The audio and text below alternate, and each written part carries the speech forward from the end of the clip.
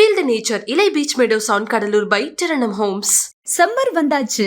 Legend Saravana ஸ்டோர்ஸின் summer new collections. This summer, meet the magical mermaid at VGP Marine Kingdom from April 12th to May 31st. பிரதமர் நரேந்திர மோடி தலைமையில் India வல்லரசாவதும் உறுதி. அதுவும் பிரதமர் நரேந்திர மோடி தலைமையில் இந்தியா வல்லரசாக போகுதுன்னு வாரணாசியில் பிரதமர் நரேந்திர மோடி வேட்புமனு தாக்கல் செய்யும் போது அன்புமணி ராமதாஸ் சொல்கிறார். ஸோ தமிழ்நாட்டில இருந்தே இப்படியான ஒரு குரல், 400 தொகுதி உறுதி, இந்தியா வல்லரசும் ஆக போகுதுன்ற ஒரு நம்பிக்கைக்கான ஒரு வார்த்தையை முன்வைக்கிறார்.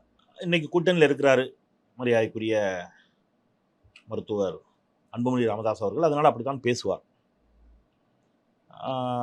இந்தியா வல்லரசாக போகிறது மோடியின் ஆட்சியில் அப்படின்னா இந்த 10 ஆண்டுகளில் வல்லரசு ஆகலை என்பதை ஒத்துக்கொள்கிறார் அப்படின்னு நான் புரிஞ்சுக்கிறேன். ஒன்று.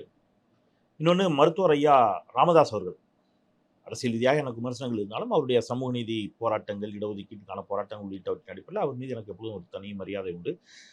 மருத்துவர் ஐயா ராமதாஸ் அவர்கள் ஒரு விமர்சனத்தை வைத்தார் கொஞ்ச நாளைக்கு முன்னாடி, ரொம்ப வருஷம் இல்லை, சில பாஜக ஆட்சியில், பாஜக 2வது முறை ஆட்சிக்கு வந்த பொழுது நினைக்கிறேன், நியூஸ் 18 தமிழ்நாட்டுக்கு ஒரு பேட்டி அளிக்கிறார். அந்த பேட்டி கூட என்கிட்ட இருக்கு, நான் வேணாலும் ப்ளே பண்ணி காட்டுறேன். பாஜகவிற்கு என்ன மதிப்பெண்கள் அளிப்பீர்கள் அப்படின்னு கேட்கிறார் நெறியாளர். மருத்துவர் ஐயா ராமதாஸ் அவர்கள் சொன்ன பதில், 0க்கு கீழே ஏதாவது மதிப்பெண்கள் இருக்கிறதா, இருந்தால் அதைத்தான் நான் பாஜகவிற்கு கொடுப்பேன். பாஜக எதையுமே செய்யவில்லை, 0க்கும் கீழ் ஏதாவது இருக்குதா அப்படின்னு கேட்டவர் ஐயா ராமதாஸ் அவர்கள். இன்றைக்கு கூட்டணியில் இருக்கிறார்கள். கூட்டணி தர்மத்தின் அடிப்படையில் அவர்கள் பாஜக வெற்றி பெறும் என்று சொல்லத்தான் வேண்டும். பாஜகவோடு இருக்கிறார்கள், அதில் தப்பு ஒன்றும் இல்லை. நீங்கள் இது எல்லாருக்கும் பொருந்தும். நான் இது வெறும் ராமதாஸ் அவர்களுக்குன்னு சொல்லலை. திமுக அணியின் மீது விமர்சனம் வைத்தவர்கள் இன்றைக்கு திமுக அணியில் இருக்கிறார்கள், அது வேற. அதனால் அந்த அடிப்படையில் அவங்க பேசுகிறாங்க. கூட்டணிங்கிற அடிப்படையில் தான் அவர்கள் பேசுகிறார்களே தவிர 400 இடங்களுக்கு மேல் இல்லை, 300 இடங்களுக்கு மேல் கூட இல்லை, 272 என்ற தனித்த பெரும்பான்மையை பாஜக பெறுவதே கடினம் என்பது பாஜகவினருக்கே தெரிய தொடங்கிவிட்டது. 4 கட்ட தேர்தல் முடிஞ்சிருக்கு, இன்னொரு 3 கட்ட தேர்தல் இருக்கு. இப்பயே அவங்க டிக்ளேர் பண்றாங்க மெஜாரிட்டி வந்துருச்சுன்னு. நீங்க என்னடா, அது அவங்க உரிமை தானே, அதையே நம்ம போய் மறுக்கணும்? எல்லாமே இந்த அமைதி படையில் சொன்ன மாதிரி சுல்தான்பேட்டை பெட்டியை உடைச்சா எல்லாம் தெரிய போதுமா, அந்த மாதிரி பெட்டியை உடைக்கிற அன்னைக்கு எல்லாமே தெரியத்தானே போகுது என்ன நடக்க போகுதுன்னு. இப்போ இதுவரைக்கும் பேசக்கூடியது எல்லாமே திரு தேவேந்திரன், எல்லோருமே அவரவர் விருப்பத்தை தானே பேசுகிறோம். இப்போ எனக்கு ஒரு விருப்பம் இருக்குது, டு பி ஃப்ராங்க், பாஜக மீண்டும் ஆட்சிக்கு வரக்கூடாது, அது என்னுடைய. அப்போ அந்த விருப்பத்தின் மீது நின்று அந்த விருப்பத்திற்கு வலு சேர்க்கக்கூடிய ஆதாரங்களையும் தரவுகளையும் நான் எடுத்து நினைச்சுவேன், சொல்லிக்கிட்டே இருப்பேன், பேசுவேன். நீங்கள் பார்த்தீங்கன்னா உத்தரப்பிரதேசத்தில் இன்னும் சில கருத்துக்களை சொல்லுவேன். என் தரப்புக்கு வலு சேர்க்கக்கூடிய விதமான சில கருத்துக்கள் என்னிடம் இருக்கிறது. அந்த கருத்துக்கள் நான் சொல்றது லாஜிக்காக உண்மையும் கூட, ஆதாரமற்ற கருத்துக்களை நான் பேசலாம். அப்போ ஆதாரத்தோடு அந்த கருத்துக்களை பேசுகிறேன், அது உண்மையும் கூட, அது நடக்கும்னு நான் நம்புகிறேன். அந்த தரப்பில் போய் கேட்டிங்கன்னா அவங்க தரப்புக்கு ஆதாரங்களை தரக்கூடிய அல்லது வலு சேர்க்கக்கூடிய ஆதாரங்கள் ஏதாவது இருக்குதா அப்படின்னு எடுத்து வச்சுட்டு ஏதாவது பேசுவாங்க. ஆனால் இதுவரைக்கும் இந்த முறை மட்டும் என்னன்னு பார்த்தீங்கன்னா, அந்த தரப்பில் பாஜக வெற்றி பெறும் என்று சொல்லக்கூடியவர்கள் தரப்பில் ஆதாரங்களே தரவுகளே இல்லாமல் வெறும் நம்பிக்கையின் அடிப்படையில், விருப்பத்தின் அடிப்படையில் மட்டுமே பேசிட்டு இருக்காங்க. 272 இடங்களை பெறுவதே கடினம் பாஜக என்பதுதான் கலை யதார்த்தம். அப்படித்தான் கூட்டணியும் இருக்கிறது. அப்படித்தான் இதுவரைக்கும் வந்திருக்கக்கூடிய என்ன சொல்றது, பாஜகவிற்குள்ளிருந்து வரக்கூடிய சில செய்திகள் அதைத்தான். பாஜக எங்க சார், யாரு நம்ம எப்படி வெளியில சொல்ல முடியும், வெளிப்படையா சொல்ல முடியுமா? அப்படி வாட்ஸ்அப்ல வர தகவலை எல்லாம் நான் நம்பி சொல்றேன். எனக்கு பெர்சனலா பேசக்கூடிய நண்பர்களை தான் நான் சொல்றேன். அவங்களை வெளிப்படுத்த முடியாது. உண்மையாவே சோர்ஸ் ரிவீல் பண்ணல, ஆனா உண்மையா அதுதான். நான் திருப்பியும் அதான் சொல்றேன். நம்ம இது 3வது இன்டர்வியூ நினைக்கிறேன். நான் அதே கருத்து தான் திருப்பி வலியுறுத்துறேன். பாஜக மிக மோசமாக தோற்கும் நான் எங்கேயுமே சொல்லல. ஆனால் தனித்த பெரும்பான்மையோடு பாஜக வெற்றி பெறுவது என்பது இயலாத காரியம். நான் திருப்பி சொல்றேன். இது இன்னைக்கு சொல்லல, மற்றவங்களாம் இப்போ சொல்ல ஆரம்பிக்கிறாங்க. ஓராண்டுக்கு முன்பே சொல்லிட்டு வர்றேன். பாஜக 272 தாண்டதுங்கிறது பெரிய இமாலய சாதனை, வாய்ப்பே இல்லை அப்படிங்கிறது என்னுடைய உறுதியான சாதனைகளை செய்யக்கூடியவர் தானே மோடி. இல்லைங்க, செஞ்சிருக்காருல்ல, போன முறை செஞ்சாருங்க, அதுக்கு முந்தின முறையும் செஞ்சாரு. போன முறையை விட, அதாவது 2014 விட 2019 பாஜக பெற்ற வெற்றி அதிகம். ஆமா, ரைட்டா. காங்கிரஸும் அதை விட கணிசமான இடங்களை பெற்றார்கள், ரைட்டா. 2000 நீங்க கடந்த சட்டமன்ற தேர்தலில், அதாவது உத்தரப்பிரதேச சட்டமன்ற தேர்தலில் பாஜக பெற்ற வெற்றி அதற்கு முந்தைய பாஜக பெற்ற வெற்றியை விட குறைவு. ராஜஸ்தானிலும் மத்திய பிரதேசத்திலும் காங்கிரஸ் வெற்றியை பெற்றது. நீங்க எப்பவுமே கணக்கு எப்படி எடுக்கணும்னா, ஒவ்வொரு தொகுதி வாரியா எடுங்க. எத்தனை சீட்ல தோத்தாங்க, எவ்வளவு ஓட்டு வித்தியாசத்துல தோத்தாங்க, அந்த வாக்குகளை யார் பிரித்தார்கள், இந்த கணக்கெல்லாம் சேர்த்து பாருங்க. இது எல்லாத்தையும் கணக்கு பார்த்தா இம்முறை பாஜக 272 தொடுவது மிக மிக சிரமம் அப்படிங்கிறது என்னுடைய ஹிந்தி கருத்து. பெல்ட், குஜராத், ராஜஸ்தான் இதெல்லாம் விட்டுட்டு இதெல்லாம் பேசாம வெறும் சவுத்தையும் ஈஸ்டையும் மட்டுமே ஃபோக்கஸ் பண்ணா. ஏன்னா இங்க கொஞ்சம் பாஜக வீக், மேற்கு வங்கத்திலையும் ஒடிசாலையும் சவுத்துலையும் கொஞ்சம் அவங்களுக்கு கணிசமான இடங்கள் வர்றது கஷ்டம்னு போன தேர்தல்கள் எல்லாம் இருந்துச்சு. ஆனா இந்த முறை அதை மாத்தி காட்டுவாங்க. கூடுதலான வாக்குகள் வரும். தெலுங்கானாலையும் ஆந்திராலையும் ஒடிசாலையும் மேற்கு வங்கத்திலையும் கூடுதலான வாக்கும் சீட்டும் கிடைக்கும்னு சொல்றாங்கல்ல. எங்கெல்லாம் வரும்? மேற்கு வங்கத்திலையும் வேற. ஒடிசாலையும் தெலுங்கானா ஆந்திராலையும் ம். கூடுதலா வரும்னே சொல்றாங்களே. தமிழ்நாட்டுல வருமா? தமிழ்நாட்டிலையும் வரும்ன்றாங்க. 6 யார் தொகுதி சொல்றா? ஜெயிப்பாங்கன்றாங்க. கருத்து கணிப்புகள் தான். சரி, எந்த கருத்து கணிப்பு? தேசிய அளவிலான ஊடகங்களின் கருத்து கணிப்பு. அந்த கருத்து கணிப்புல பர்சன்டேஜ்ல எவ்வளவு சொன்னாங்க? இடமா தேசிய அளவுல எந்த கருத்து கணிப்பு அதை சொல்லல. தேசிய அளவில் சொல்லப்பட்ட எந்த கருத்து கணிப்பும் அதை சொல்ல. நல்லா ஞாபகம் வச்சுக்கோங்க. மாநிலத்தில் ஒரு தமிழ் தொலைக்காட்சி, பிரபல தொலைக்காட்சி நடத்திய கருத்து கணிப்புல அப்படி சொன்னாங்க. ஆனா அவங்களே பர்சன்டேஜ் என்ன சொன்னாங்க தெரியுமா? பர்சன்டேஜ் குறைவு, ஆனா இடங்கள் அதிகம்னாங்க. அதிமுக அதிக பர்சன்டேஜ் வாங்கும், ஆனா இடங்கள் குறைவுன்னு போட்டாங்க. ஏன்னா அதிமுக பரவலா வாங்கலாம், இவங்க கன்சிடரபிளா குறிப்பிட்ட பகுதிகளில் இதுல பல கேள்விகள் எழுந்துச்சு. நான் அப்ப ஏற்கனவே ஒரு யூடியூப்ல சொன்னேன், 35-40% வாங்கினாலே 40 சீட்டை ஜெயிச்சிருக்காங்க. இதுல செல்வி ஜெயலலிதா அவர்கள் நீங்க வந்து 40 நமதேன்னு சொன்ன தேர்தல்களில் அவங்க வாங்கின பர்சன்டேஜ் எடுத்தீங்கன்னா, நீங்க 2004 திமுக 40 தொகுதியிலும் வென்ற பர்சன்டேஜ் எடுத்தீங்கன்னா, 2014 40க்கு 38 நீங்க வந்து பொன் ராதாகிருஷ்ணனும் அன்புமணி ராமதாஸ் மட்டும் வெற்றி பெற்றார்கள். அந்த தேர்தல் எடுத்தீங்கன்னா அவங்க அதிமுக வாங்கிய பர்சன்டேஜ் இருக்குல்ல, அதை விட மிக அதிகமான பர்சன்டேஜ் திமுகவுக்கு கொடுத்துட்றாங்க. இந்த முறை மிக அதிகமான பர்சன்டேஜ் திமுகவுக்கு கொடுத்துட்டு திமுகவுக்கு வந்து 30 சீட்டு 33 சீட்டுன்னு சொல்ற காமெடி இருக்குல்ல. ஒரு அரித்மேட்டிக், குறைந்தபட்ச அரித்மேட்டிக் தேர்தல் கணக்கீடு தொடர்பாக தெரிந்தவர்கள் கூட இந்த வார்த்தையை ஏத்துக்க மாட்டாங்க. இல்ல சார், நான் விற்பனரான பிரசாந்த் கிஷோர் சொல்றாரு சவுத்துல கூடுதலா வரும். நான் ஸ்ட்ராட்டஜிக்கல்ல ஒரு அதே பிரசாந்த் கிஷோர் தான் சொன்னாரு, பாஜக கடந்த முறை வெற்றி பெறுவது போல் இந்த முறை வெற்றி பெறுவது எளிதல்ல அப்படிங்கறத அவர் சொன்னார். கூடுதலா ஈஸ்ட்லயும் அப்ப என்ன சரி, இங்க அப்ப என்ன அர்த்தம்? நார்த்ல குறையும்னு புரிஞ்சுக்கலாமா? பிரசாந்த் கிஷோர் தானே அதையும் சொன்னாரு. அப்புறம் பிரசாந்த் கிஷோர் வந்து அவரும் என்ன சொல்றது, ஒரு தேர்தல் விற்பனராக இருக்கலாம், அல்லது வந்து அவர் வந்து ஒரு கருத்து கணிப்புகளை சொல்லக்கூடியவராக இருக்கலாமே தவிர, இல்ல ஸ்ட்ராட்டஜிக்கல் வகுத்து கொடுக்கிறவர், பல கட்சிகள் ஆட்சிக்கு வர்றதுக்கு காரணமானவர் இருக்கலாமே தவிர கடவுள் இல்ல. இது யாருமே கடவுள் இல்ல. இவர்கள் வகுத்து கொடுத்துத்தான் இங்க வந்து செல்வி ஜெயலலிதா அவர்கள் 96ல தோற்றாரா? ஜெயலலிதாவே 96ல தோற்ற வரலாறு இங்க உண்டு. எந்த தேர்தல் விற்பனர் வந்து தேர்தல் இதெல்லாம் சொல்லி கலைஞர் ஒரு தேர்தலில் கூட தோக்காமலே வந்தாரு. எல்லா தேர்தல்களிலும் தனிப்பட்ட முறையில் அவரை சொல்றேன், கலைஞர் ஒரு தேர்தலில் கூட தோற்கல. எப்படி சாத்தியமாச்சு?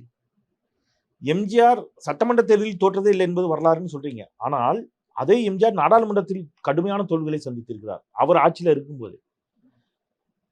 2004 ஜெயலலிதா முதலமைச்சராக இருக்கும்போது தான் 40 தொகுதியும் அதிமுக தோத்துச்சு. இவங்கெல்லாம் எங்கிருந்து வந்தாங்க? இந்த தேர்தல் விற்பனர்கள்லாம் எப்போ வந்தாங்க? அதுக்கு முன்னாடி அங்க என்ன நடந்துச்சு? தேர்தல் நடக்காமலே இருந்துச்சா? இன்னைக்கு வந்துட்டாங்கல்ல. இன்னைக்கு அவ்வளவுதானே. நான் ஏன் சொல்றேன்னா, இவர்கள் எல்லோரையும் தாண்டி வெற்றி தோல்வியை தீர்மானிக்க போறது யாரு? மக்கள்.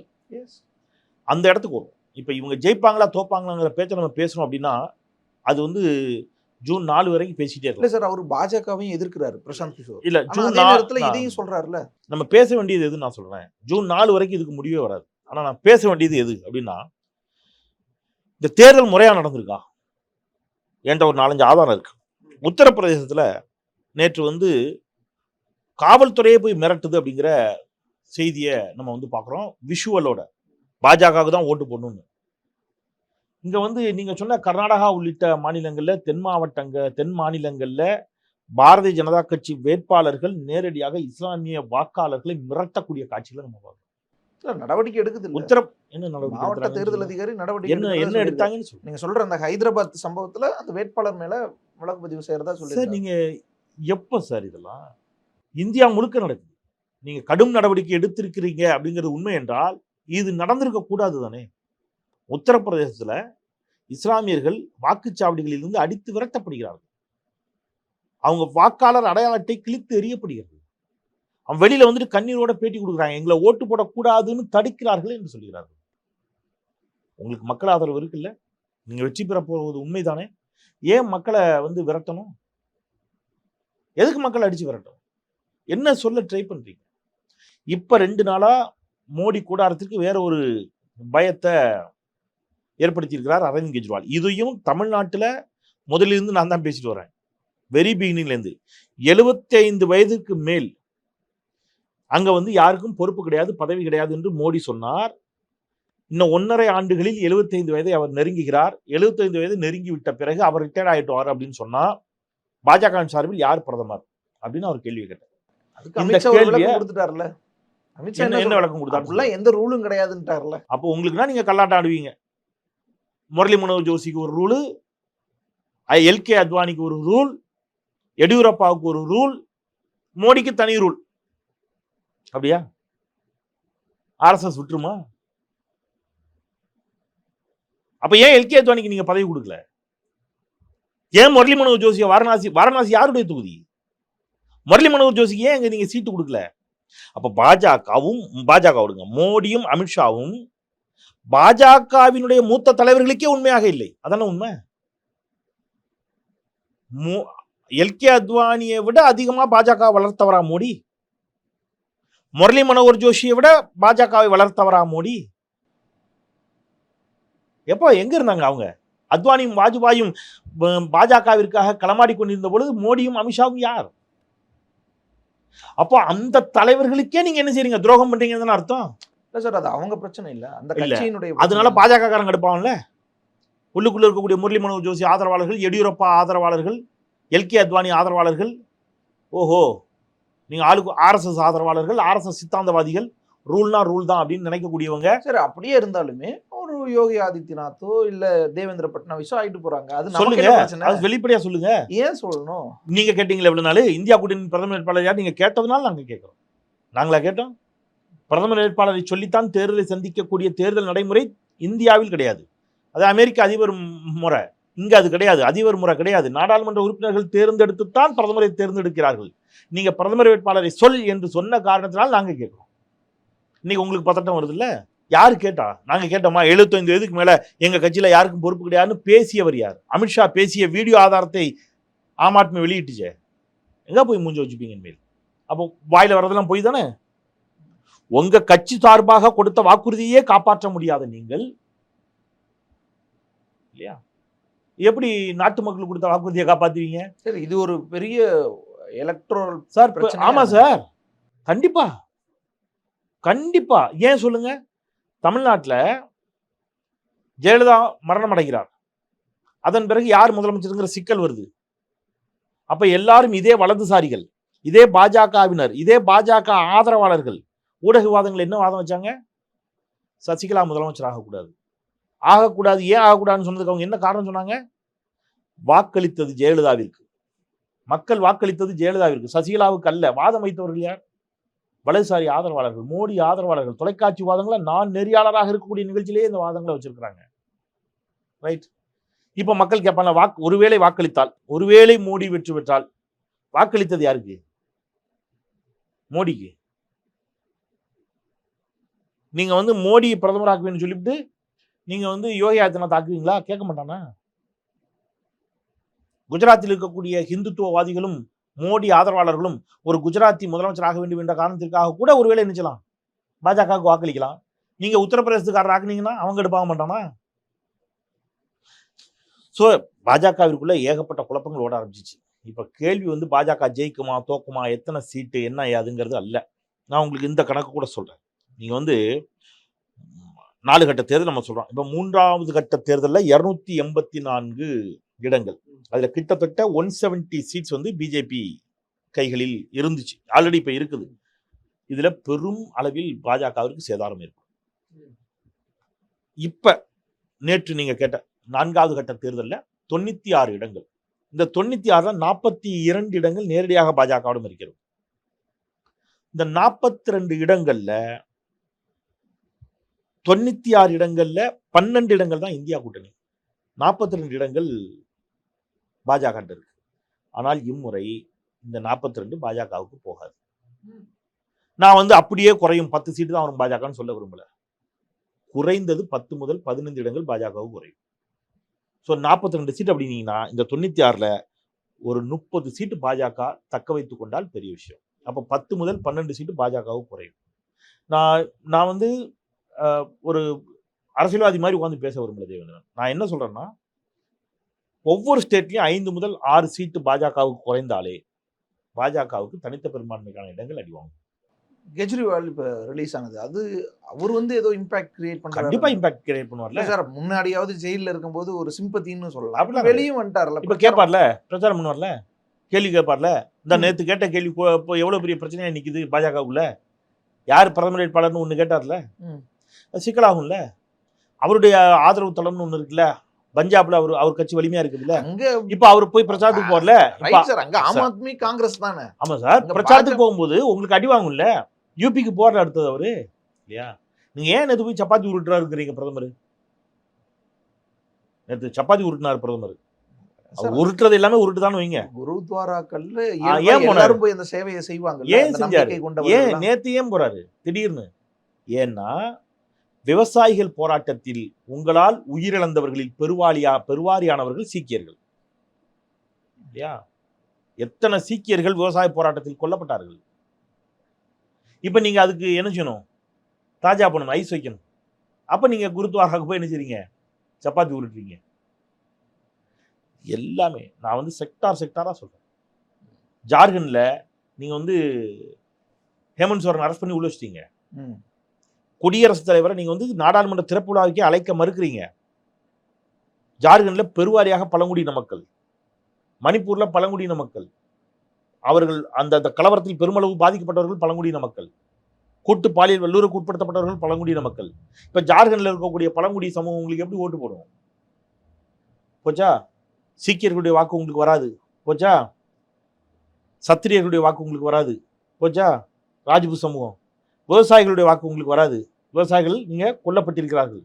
இஸ்லாமியர்கள் கிறிஸ்தவர்களாக ஏற்கனவே உங்களுக்கு வராது. அப்ப பழங்குடியின சமூகம் உங்களுக்கு எதிராக இருக்கிறது, விவசாயிகள் எதிராக இருக்கிறார்கள், சீக்கியர்கள் எதிராக இருக்கிறார்கள், ராஜ்புத்துகள் எதிராக இருக்கிறார்கள், இஸ்லாமியர்களும் கிறிஸ்தவர்களும் ஏற்கனவே உங்களுக்கு எதிராகத்தான் இருக்கிறார்கள்.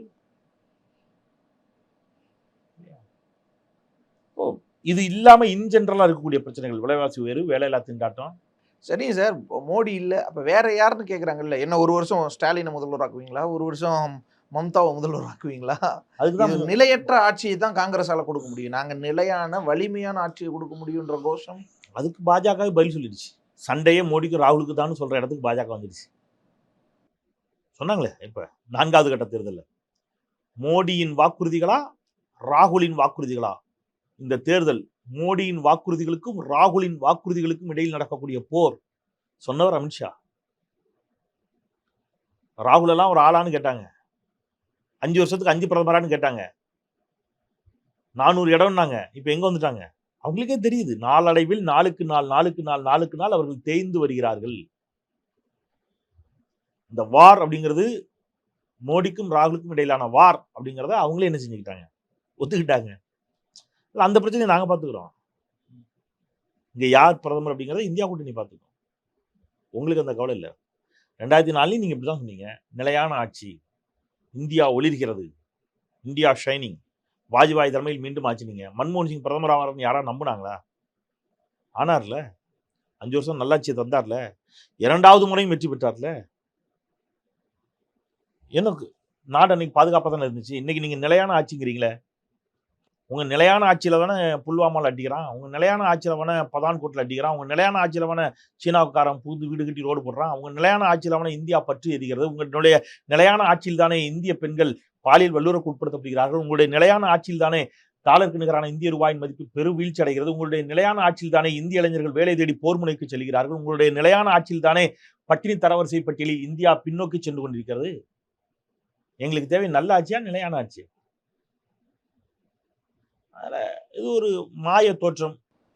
பயம் இல்லை, பிரச்சனை இல்லை, முடியட்டும். இன்னும் 10 நாள் தானே சார், 20 நாள் தானே. கத்திரிக்காய் காய்ச்சா சந்தைக்கு வந்து தானே அவனு எங்க ஊர்ல ஒரு பழமொழி சொல்லுவாங்க.